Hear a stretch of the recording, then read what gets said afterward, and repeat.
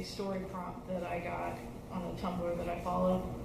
So the story starts off with a quote from Meg Wolitzer. She recognized that this is how friendships begin. One person reveals a moment of strangeness, and the other person decides to just listen and not exploit it.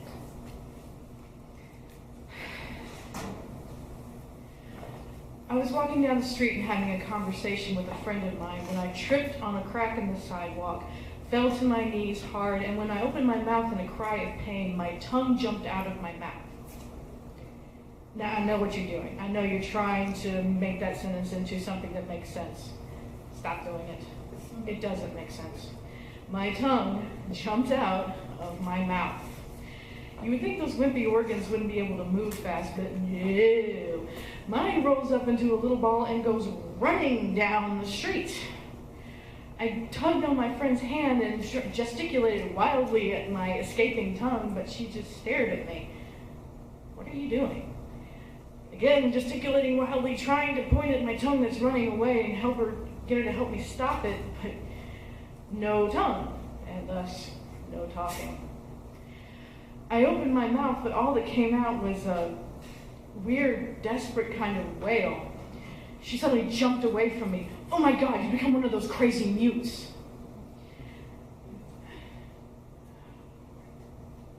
Yeah, that's what happens. She said, staring at me like she had just accidentally bumped into me on the street, or like one of those sea cucumbers when it's trying to scare away a predator and it pushes out all of its organs at once in its attempt to disgust the predator enough that it'll leave it alone. But I'm not a sea cucumber. And she had been my friend for 9 years. But she looked at me like a sea cucumber. I wanted to shout at her, it's not my fault my tongue ran away and you're too stupid and self-absorbed to see anything outside of your own head. Whoa, where did that come from? I've been friends with her for 9 years, and that was something I would never say to her. Not out loud, anyway. I didn't realize what losing my tongue would do, and suddenly became the snowball effect of things. I tried just writing to my friends. Most of them didn't live where I was living now. But sooner or later, they would want me to visit. They would want to visit or have me come over, and I would just say, sorry, busy, can't. I should have never trusted that woman to keep her mouth shut. One day, I suddenly got a flood of messages on Facebook. You're one of those mutes now? How did you let that happen? What were you thinking? I just can't be around you now. I'm sorry, I can't let my kids around near you. I'm telling your boss. Crap. I had enough vacation that I had sent word that I was taking some personal time and would be back in a couple of weeks, but my boss was told, and because my boss is a jerk who has no time for mutes, he let me go with something of a severance package and a kick in the pants. His last words to me being, I won't fight unemployment if you file for it. Besides, I don't know how else you would be able to make any money in your condition. Yeah, in my condition. I'm sitting around here in a condition, but it's because it's this stupid condition, none of you will help me out of it. Ever since this happened, I've been searching for that damn runaway every day in every nook and cranny that is to be had. I didn't even know where a tongue would go. But because it's not your problem, it's not a problem that can easily be solved, you just toss up your hands and act like I can do something about this. I can't. You stupid self-centered... Gotta stop this. When I get really upset, I just open my mouth and wail. But that doesn't last me very long. I did file for unemployment. I had a couple of months now to try and find this damn thing that I had lost, but every day it just got worse. When I went out and people would try to talk to me, they would realize after a couple seconds that I was one of those mutes who can't contribute to anything. And since I can't contribute to anything, I'm a tiny bit more useful than the dust on your glasses. I tried to get help. Doctors offered me an artificial tongue. Once placed in my mouth, it attached to the stump where my tongue had been and tried to follow my speech patterns. It was a struggle. They told me that if I just kept practicing, I would learn how to use it.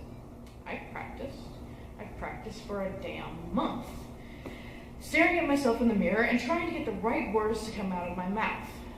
I finally got to a point where it almost sounded like me, and it actually sounded okay. I asked a couple of people I knew out to dinner that I had a new tongue, and saying that I had a new tongue and wanted them to hear how well I was doing. And they happily agreed. We met at the restaurant and were so happy to hear me talking again. It's just fantastic, she said. You sound like you always did.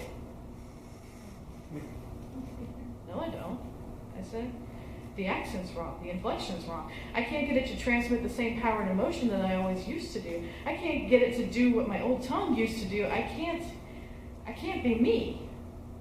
She patted me on the thigh. Probably for the best, dear. I realized then that this was a mistake. My new tongue couldn't take the fury that I wanted to scream at her. I felt it twitch and begin to short circuit. I reached into my own mouth and ripped out the tongue they had so carefully placed there to try to make me normal again. I felt blood pooling in the bottom of my mouth, and I felt the eyes of everyone in the restaurant staring at me in horror and shock. I threw the tongue down on the table and spat the blood out of my mouth onto it. I gestured to it and then to her. Do you want it? Do you want a tongue in your mouth that makes you speak like you've never spoken before? Do you want to say one thing that is the dark and honest truth, but then have it just sweetness and light come out of you? Do you want that? Granted, no tongue, so no words. Most of this dialogue happened in my head. I wailed at her for about 3 seconds as the blood from my mouth ran down onto my shoes, and I was then quickly escorted out by the staff of the restaurant. I was told to come back when I had learned how to behave myself.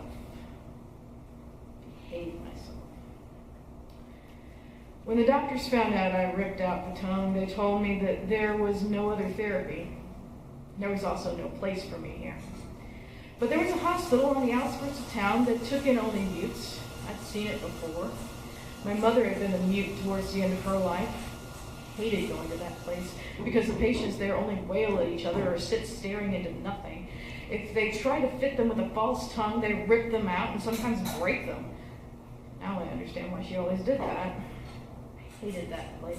I hated the idea of going to that place, but I had no other choice. I was sitting in the bus station. I had my ticket in one hand, had a small case in the other.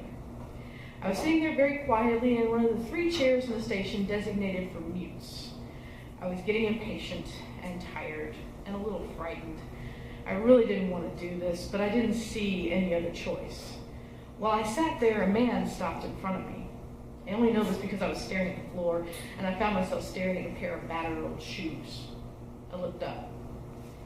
I know you, he said with a smile. We met at Delilah's party like 4 months ago? 4 months ago. 4 months ago I had a job and a tongue and other things. I let out what could be called a chuckle and nodded. What are you doing over here? I pointed up at the sign that said mutes only in big 6-inch high letters. What happened? His bag that he had been holding on his shoulder, he now dropped to the floor directly in front of me. He sat down on the bag and looked directly at me. His look was one of actual concern and care. It was something I hadn't seen in a very long time now. I opened my mouth slightly. A tiny moan came out. I gestured at the now scarred root and then made a motion like something was jumping out of my mouth. Wasn't expecting him to get it, but once I did that, he said, "Oh, your tongue jumped out of your mouth? Where had this guy been this whole time?" I nodded and then I circled my index fingers around each other. And then it rolled away. I nodded again. You can't find it, can you? I shook my head slowly. He reached out for the ticket envelope in my hand. I let him take it from me, open it, and see the destination boldly printed on the ticket. How long have you been like this? I held up 2 fingers. 2 months? I nodded again. He folded up the envelope with the tickets and stuck it in his back jeans pocket. I looked at him with an expression that I hoped said, "What the hell are you doing?" "I know you have no reason on earth to trust me," he said so only I could hear him, "but I think I can help you. And if you trust me, just follow me." He stood, put his bag on his shoulder again, and started walking towards the door. I took 3 steps before I grabbed my own bag and started following him. A block away from the train station, he reached back his hand to me. I have to admit that having gone so long without human contact, I jumped at the chance. He held my hand in his like one would do for a child. He led me out of the city and down an old road. When he stepped off the road and started heading to the forest, I hung back. He turned back to me with a sympathetic smile. "Give me a reason to trust you," I hope my expression said. Apparently it did just that. He put down his bag, took a few steps towards me, and stuck out his tongue as far as it would go. He pointed to the very back. That was when I saw the scar going across. It had healed over, but was still visible. "Mine did the same thing a few years ago," he said, looking into my eyes. "I know what it's like. I know where you've been. And right now, I just need you to trust me. I know how to get back what you lost." He picked up his bag again, and when he pulled me along, I went. We walked into the forest about half a mile before we came to a clearing and stopped. He let go of my hand for the first time since the city and put down his bag. There was a small fire pit and 2 logs to sit down on. He gathered some wood and tinder, and with a few sparks from a flint rock, got a fire to light. I wasn't sure what we were doing here, but anything was better than where I had been planning on going. I sat down on one of the logs, and he sat down on the other. Then he started to talk. He talked to me about his life. He talked to me about the funny people he meets on buses. He talked to me about how the stars seem to dance at night when the moon is right. He told me jokes that made me laugh for the first time in a long time, and I knew my laughter sounded horrible, but he smiled and laughed anyway. Then he told me painful things that had happened in his life that scarred him to the bone, things that can't be erased, things that short out lost tongue, because really only real tongues can say them. Real tongues, he said, won't abide not telling the truth. They can only stand it for so long. If they're kept pinned in a mouth that refuses to voice the truth, then they will escape. They can't stand the burden of that truth anymore. At that moment, I realized why my tongue had gone, and I really wished I could have it back, because in this place, in this moment, with this person, I believed that I could speak the truth. We heard a quiet rustling in the bushes behind us. I looked down at my shoes, and my tongue was there, gently bumping the side of my foot. I stared at it in shock. He didn't look shocked. He only looked calm. He waited while I reached down and picked it up. It uncurled in my hand and lay flat like an obedient dog that had heard the call of its master. I placed it back in my mouth and felt it take root in the place that it had abandoned just 2 months ago. I looked at him and realized that now I had to say it. I stopped. "It takes a minute," he said with an encouraging smile. "Just get used to it again. Say anything."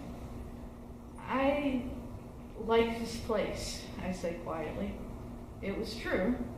He smiled. "You have a nice voice." I smiled. My husband left me. I felt tears spring to my eyes for the first time since the divorce had finalized 4 months ago when I moved here. I turned to the fire and tried to compose myself. My friend moved closer to me and put his arm around me. "I'm sorry. I'm so sorry," he said to me quietly. He held me while I cried the first tears I had ever allowed myself to cry over this wound that I had tried to ignore. We stayed until the fire died and then walked out of the forest. We remained friends for the rest of our days. Sometimes we lived in the same city, sometimes we didn't. And it wasn't the last time that we would lose our tongues. When it would happen, all it would take would be a phone call where nothing was being said from the other end, and we would know.